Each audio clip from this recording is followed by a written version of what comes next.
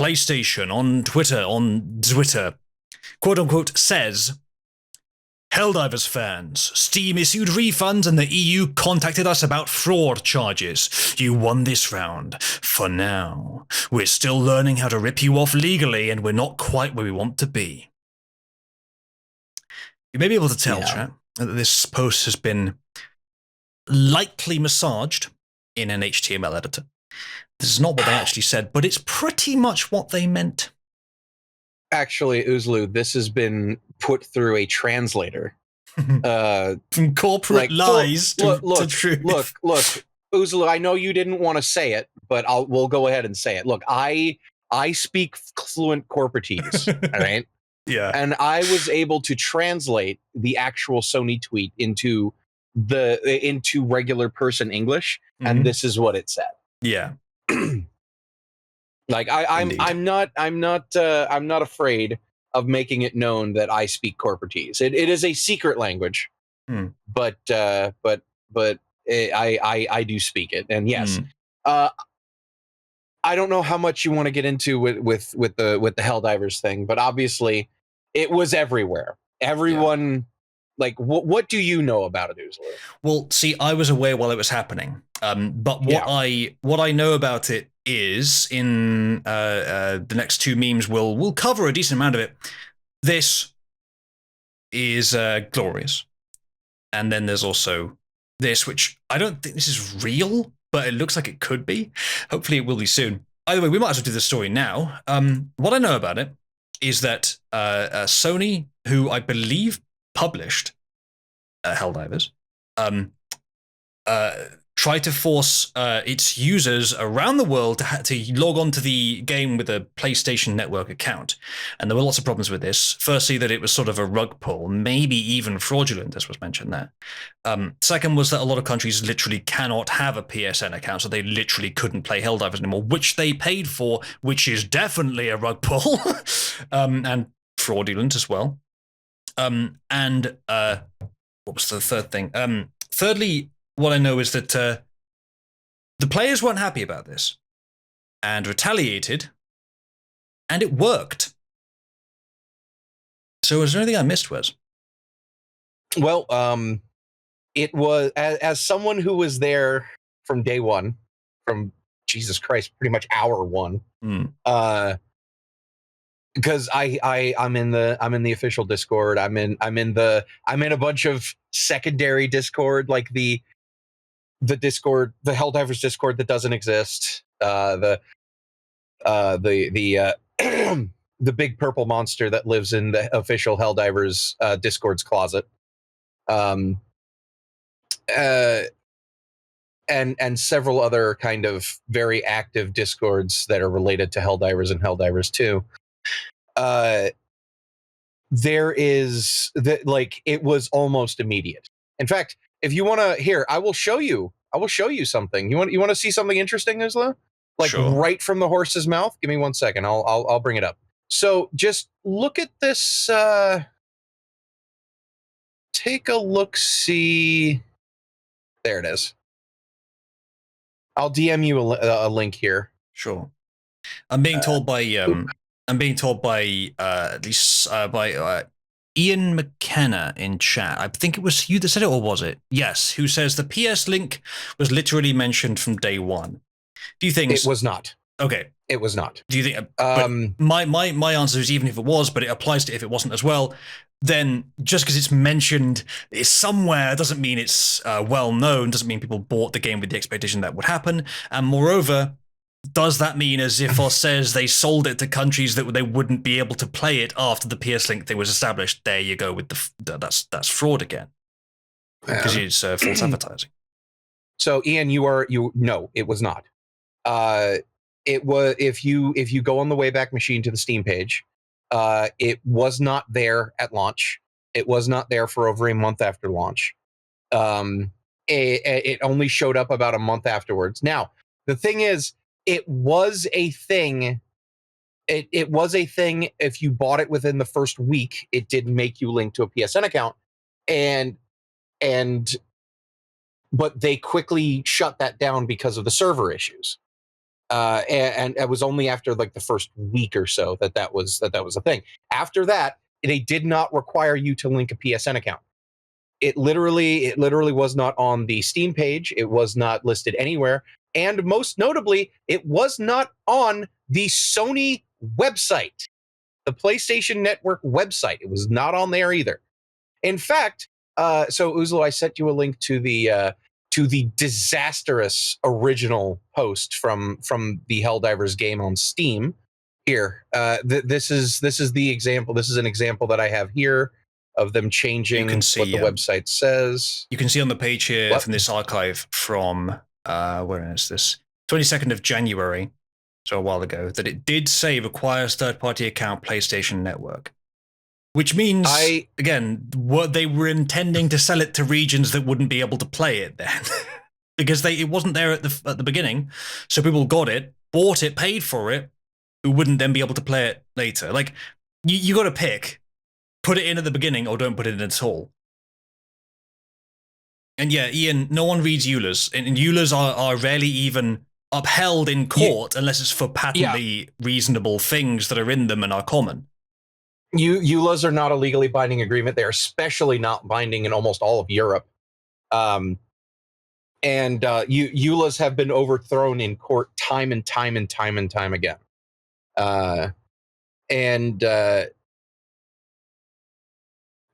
So, but there was an archive link that I had. I can't find it for the life of me now. That literally showed that it was not on there during launch. So I don't know what's going on, but the long and short of it is, everyone was able to play this game for months without having to link to a PlayStation account.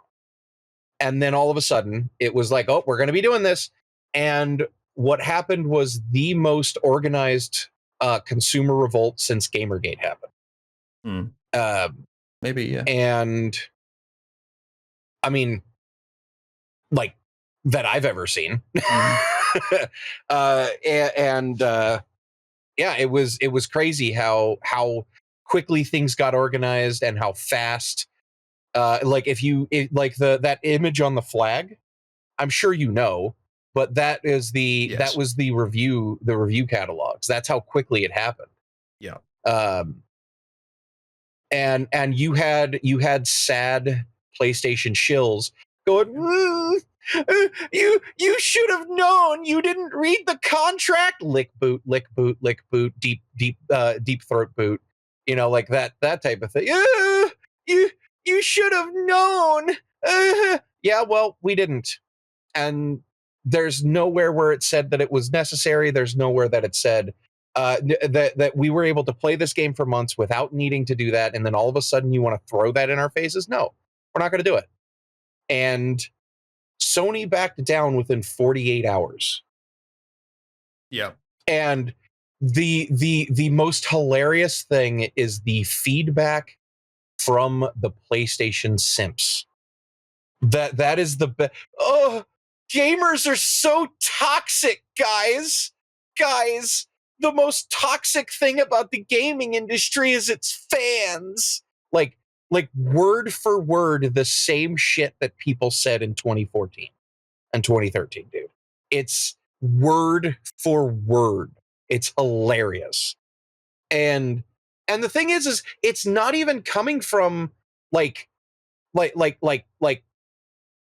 perpetually online urinalists and stuff like that.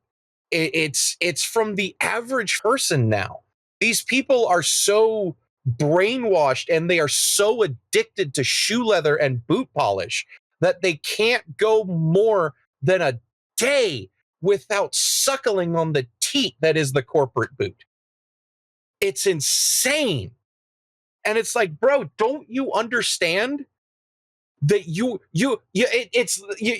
it leave the multi-billion-dollar corporation be, tips Fedora. Like, Jesus Christ, guys. Do you realize who you are siding with here? It's insane. And yeah, within 48 hours they back down. They backed down. But as I said earlier, before the stream started, PlayStation is now making any online play, including co-op, for all future games. You need to sign into PSN. You need to link your account to PSN. And so, like Ghosts of Tsushima, whatever. Tsushima. In order to play the co-op online, you need to log in. You need to link a PSN account. So there you go.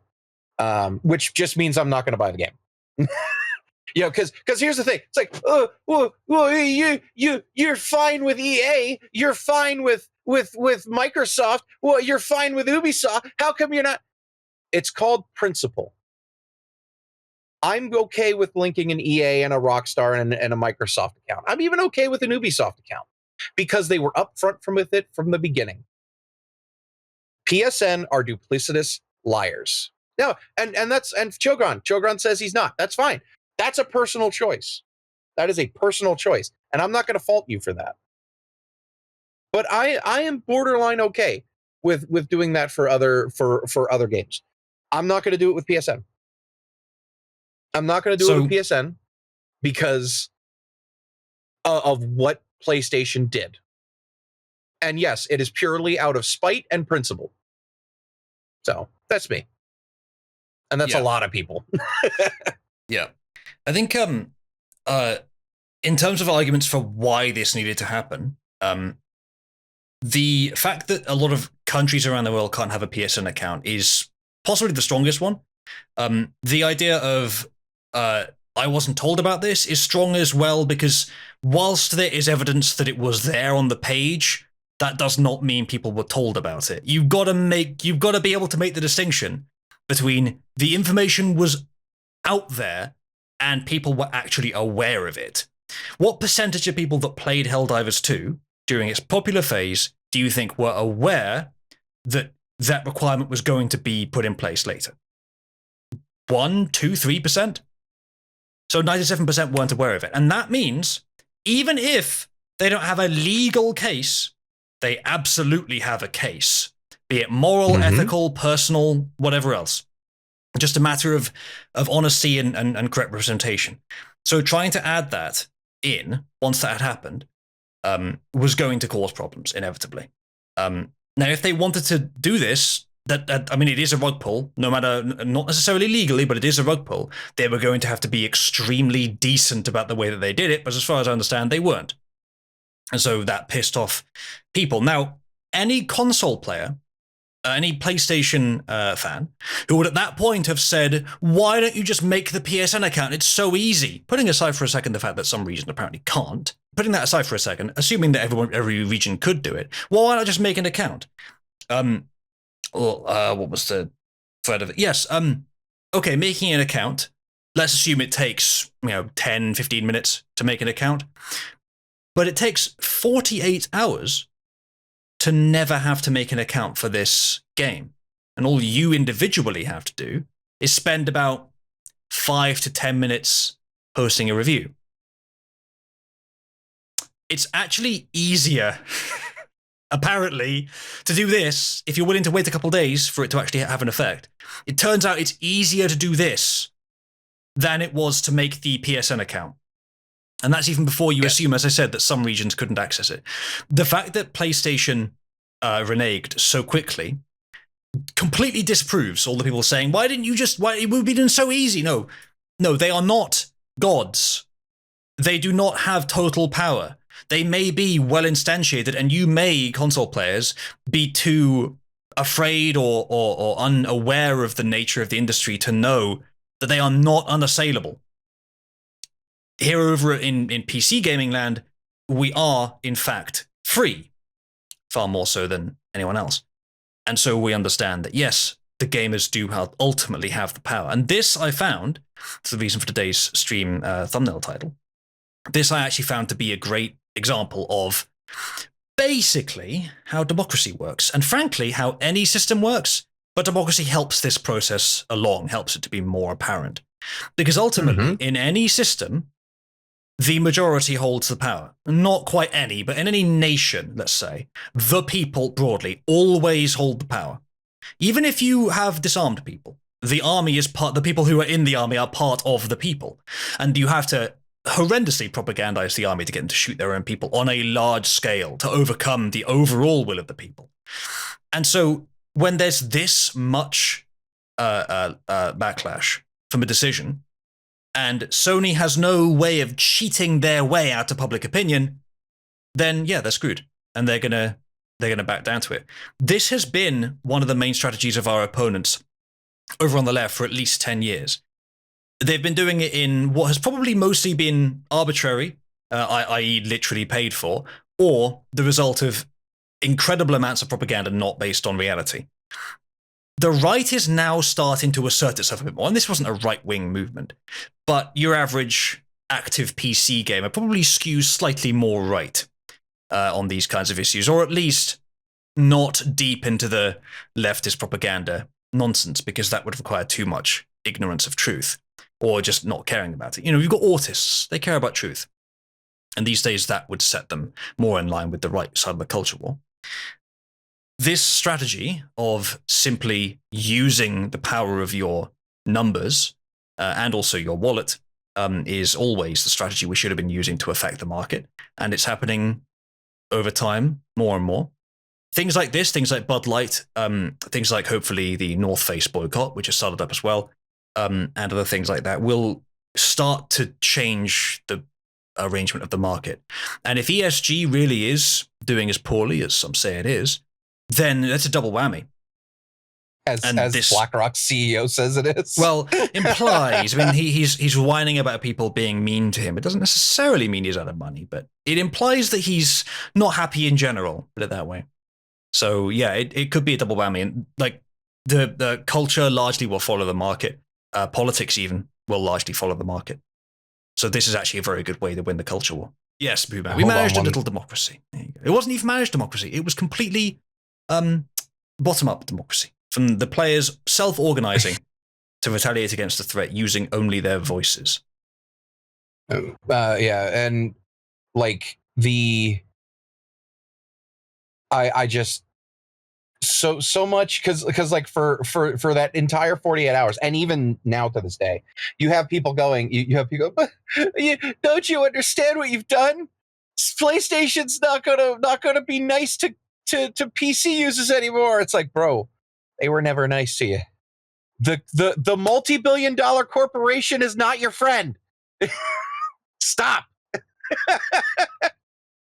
The multi-billion-dollar corporation does not like you. The multi-billion-dollar corporation does not care about you. The multi-billion-dollar corporation is not going to support you, and the multi-billion-dollar corporation will only listen to money. Stop defending their bad actions. Oh my God. And here's the thing. People will reply, but what about woke stuff? What about woke stuff? Guess what? That's still motivated by money. That's still motivated by BlackRock and State Street and several other multi-billion-dollar multinational corporations funneling in regular amounts of cash via ESG and whatever the new thing that they're calling it is. I can't, like Bridge or something like that. I don't even remember what they're calling it. I'm not sure if that's a replacement for ESG. I don't know exactly what it is, but either way, yeah, cool. But like there is like, that is why they're doing it. But the thing is that money is starting to dry up. It started to dry up over a year ago, and it's continuing to dry up. As we can see, Microsoft just effectively cut Bethesda into a third of what it used to be. It just annihilated so many tertiary and ancillary studios and wings of Bethesda. Why? Because they sucked. Because they pushed ESG-filled woke game garbage, and some of the only things they have left are the actual Bethesda studios now. Now, granted, the studios that made Fallout 76 and Elder Scrolls Online and Starfield are still out there. They are still part of the team, but the ones that made like Redfall and what was that what was that musical first person shooter that failed horribly that starred the minority woman main character, whatever it was called. I can't remember what it was called. It was like Wi-Fi Blast or Hi-Fi Blast or I don't something. remember. Anyway, either way, but like all of those narratives, all of those studios gone, cut, carved out. Why? But they made such beautiful woke games that it had black people and lesbians and trendy Zoomer looking vampires and stuff like that. It was so diverse. Yeah, well, it didn't sell, so it failed. Cutting the fat. Even Bob Iger today said that they admitted that a lot of Marvel and a lot of Star Wars is a financial failure and they are going to be cutting back and reorganizing. Square Enix took a $140 million, not yen, dollar loss by effectively canceling all of their green-lighted games on certain platforms.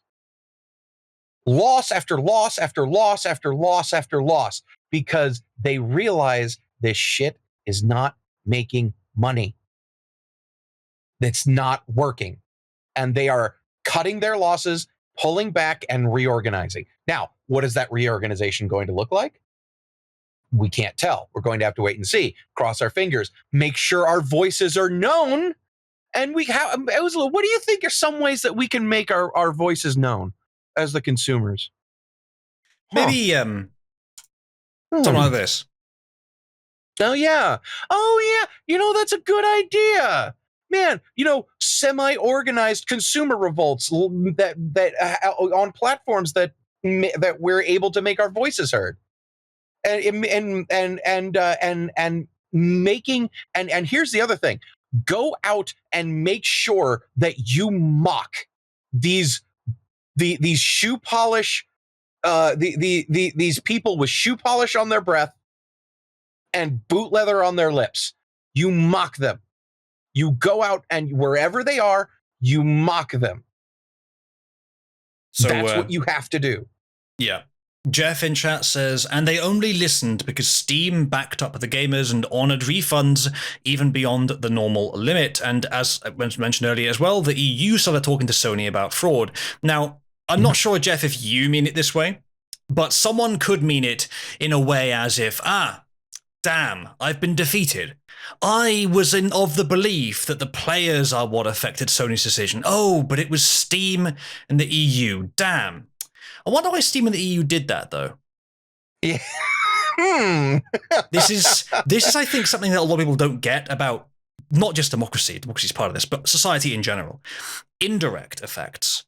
They are a little harder to see, but they are how most change happens. If you're only considering politics in the terms of its direct effects, you're missing most of the action. And that's also the case for all kinds of politics. When it comes to the discussion, I won't say argument, that I had with Scrump on the power of the people, and he seemed to believe that I meant only the disorganized mob has never changed history. I think there was a misunderstanding I didn't catch during the discussion that I later realized is what he thought. You don't have to think of it in terms of the direct effects. Even in a feudalist system, if enough people are dissatisfied with the system, that flows up gradually through many steps and many different effects to affect power at the top. Now, in feudalism, it's much harder to do that than in a system like democracy where we have rules set in stone, or not quite in stone, but close enough. We have rules agreed upon that if we follow them, the voice of the people is heard very quickly. Sorry. That's all right. In this case, there's also legal standards that make that much more likely as well. Steam issuing refunds because they have to, because there's consumer standards, and it makes sense that there are. The EU being concerned about fraud because, it's kind of fraudulent. It makes perfect sense. We have these agreed upon standards, and if we operate with that agreed upon standards, it's anarchy of the worst kind. So there's always going to be principles and axioms like this, and we might as well pick ones that produce better societies, and those are the ones described in classical liberalism, democracy, and capitalism. Yeah, and as an example that I love to bring up, the American Revolution started with a bunch of angry tea drinkers in a bar complaining about taxes. That's where it started. Now, 20 years later, but hey, 20 years. Just 20 years. Well, closer to 30 if you want to count the war itself. But yeah, like you have to realize that it starts small. And I mean, I'm not going to say that it's obviously I'm not saying that it's over now. We won a battle. We've won several battles at this point. Are we turning the tide yet? No, but we're slowing them down. And you have to keep going. Yeah. You cannot stop. You have to win battle after battle after battle. And you're going to lose some battles. You're going to win some battles. That's why it's a culture war. Yeah, indeed. AC, I admit I have not looked into Bridge as much as I probably ought to. But just because they're rebranding doesn't mean that they have all the power ESG once did. It's likely that they're rebrand, and this is just a guess, but tell me what you think, that they're rebranding because the reason ESG has failed, or is failing, is because of its perception. And it's a last-ditch effort to get it back into solvency because the perception is so bad of it. But that doesn't mean it's going to work. I mean, like, by the way, theoretically, it should not work. The market does not reward anti-meritocratic practices like that. So, AC, again, great respect, and I probably should look into it more. But just because we disagree with Kirsch's interpretation doesn't mean that we're wrong. Like, I haven't watched almost any of her stuff. I know you've watched a lot, but you're arguing as if she's an indisputable authority rather than arguing from the thing itself.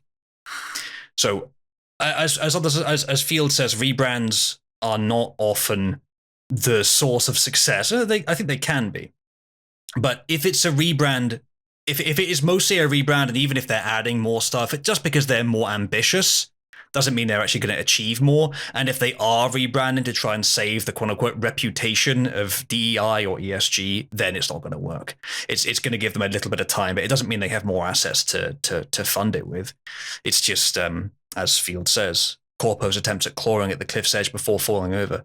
It would make sense if it were to fail in exactly the way we're seeing. It's exactly in line with my expectations. And I love, AC, when you said that, and I looked at this little like this reaction pointing up at what you said, and I was like, that's going to be Zane, isn't it? And it was Zane. So you two have watched a lot of Kirscher, and that's fine. Maybe she's has more of a point on this than I think, but I think part of the reason I haven't looked into Bridge, even though I could have done a few times, is I do not yet consider it to be actually that much of a problem, just from basic, structural perception of it. That it seems like just a rebrand, and that does not a threat make. Just because they intend to make DEI worse doesn't mean it will be. If it was merely about intent, they would have done it already. Bridge can't give them any more powers unless it allows them to hide the fact that it is in fact DEI or ESG to affect its reputation, which might be the only benefit that it brings, and that's not a big one.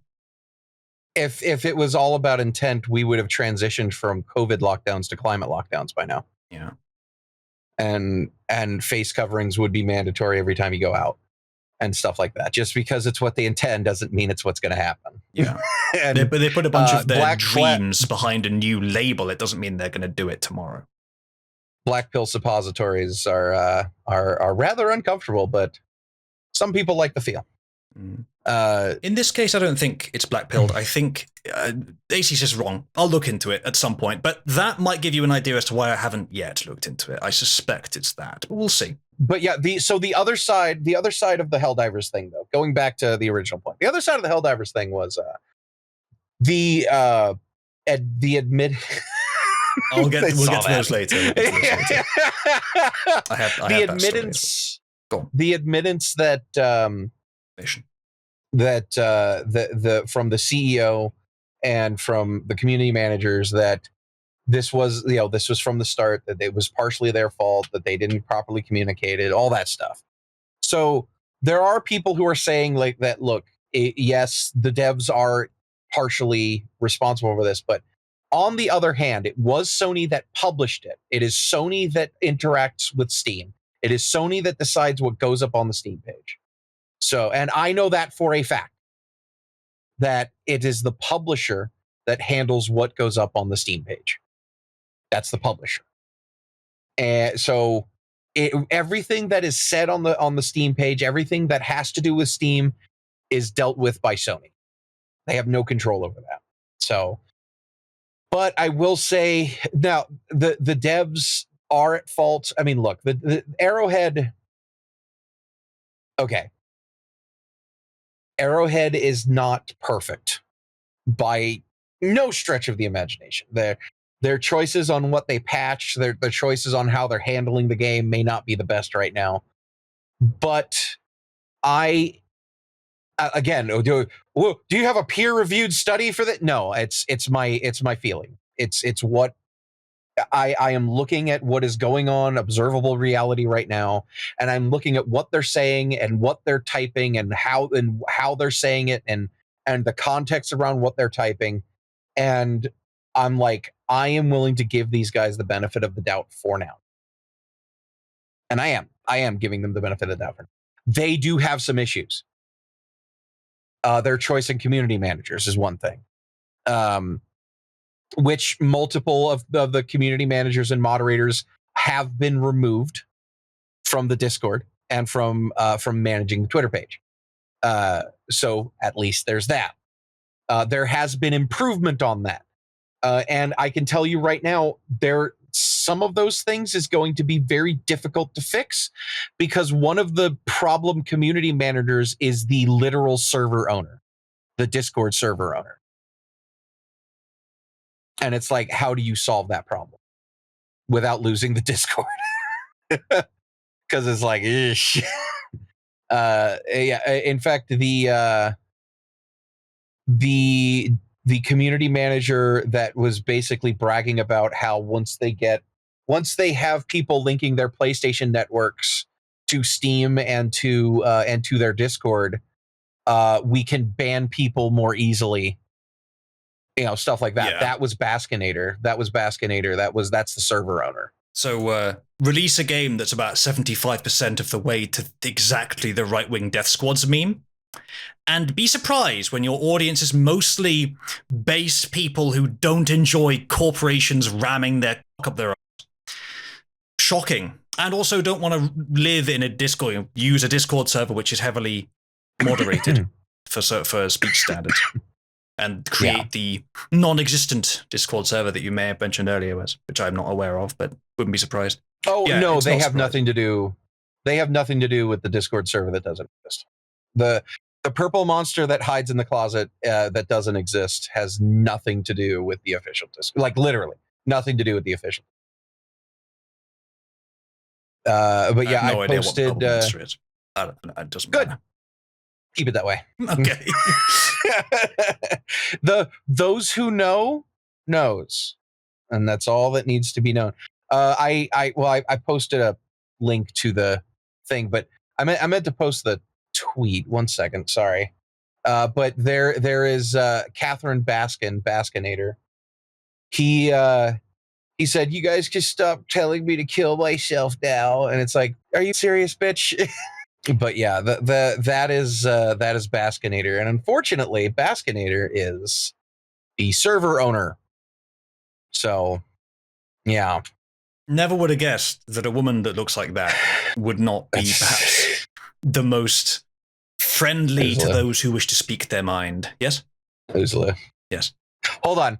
I will let me go. Feel free to keep going. I will politely correct you in a very subtle way. But has James O'Keefe investigated her rigorously by any chance? Maybe. Here you go, live chat. That is her profile. Her heavy finger quotes. I'm seeing a certain flag on there.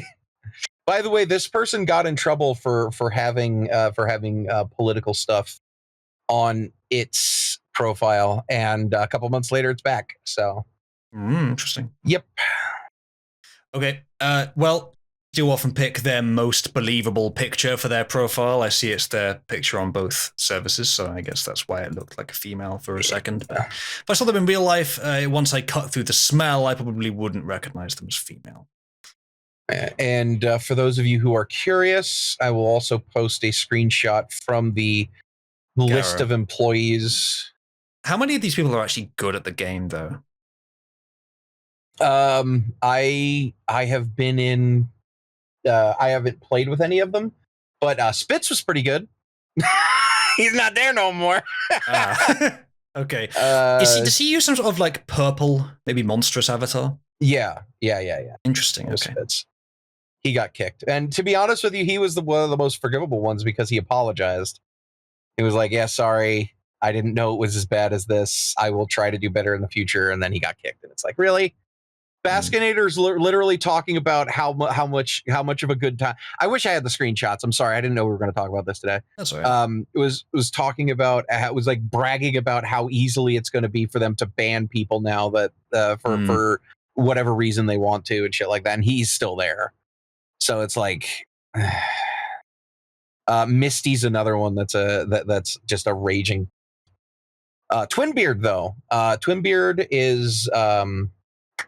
Twinbeard live streams games every once in a while in the server, and he like when he doesn't have a full team, he'll send out his friend code and other people can join him.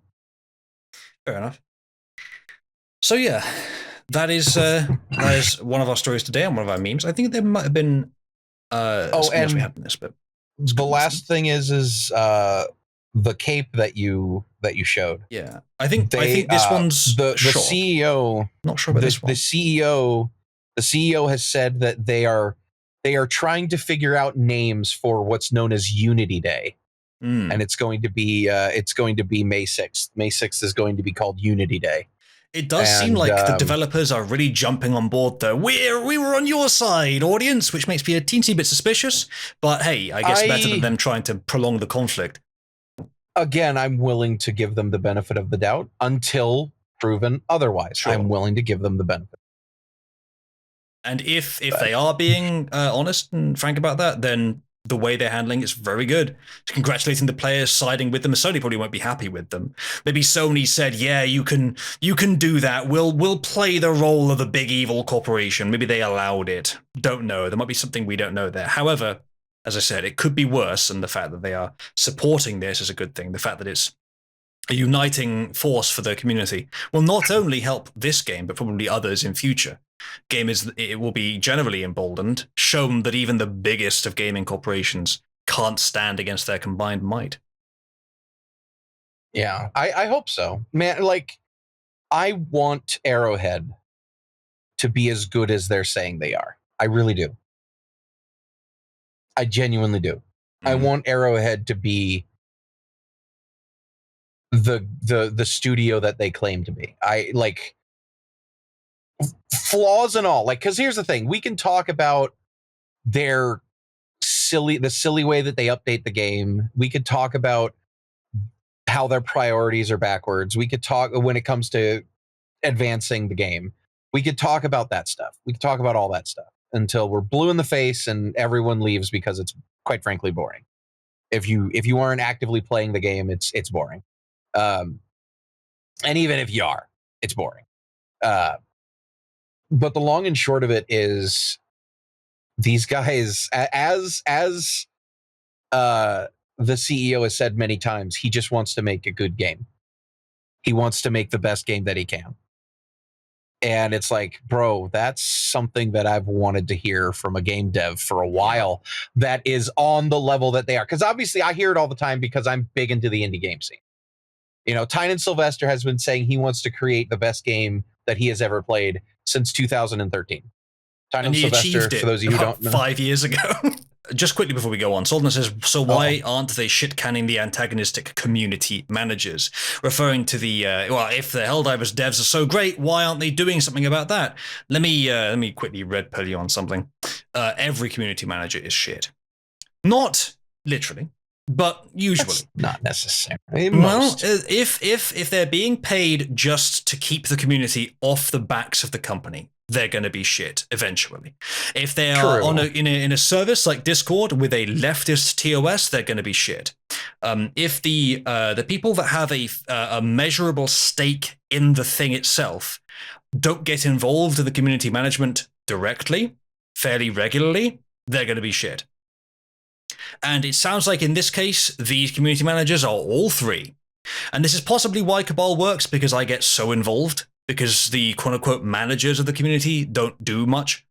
And because I'm not simply trying to keep you guys away from me, I'm trying to get closer to you in many ways. So I defy all three of those, but if you were to let all three of those go, like, I don't know, Athens, then you get this problem. However, Solar, to answer your question, the reason why they haven't is because that's not what this problem's about.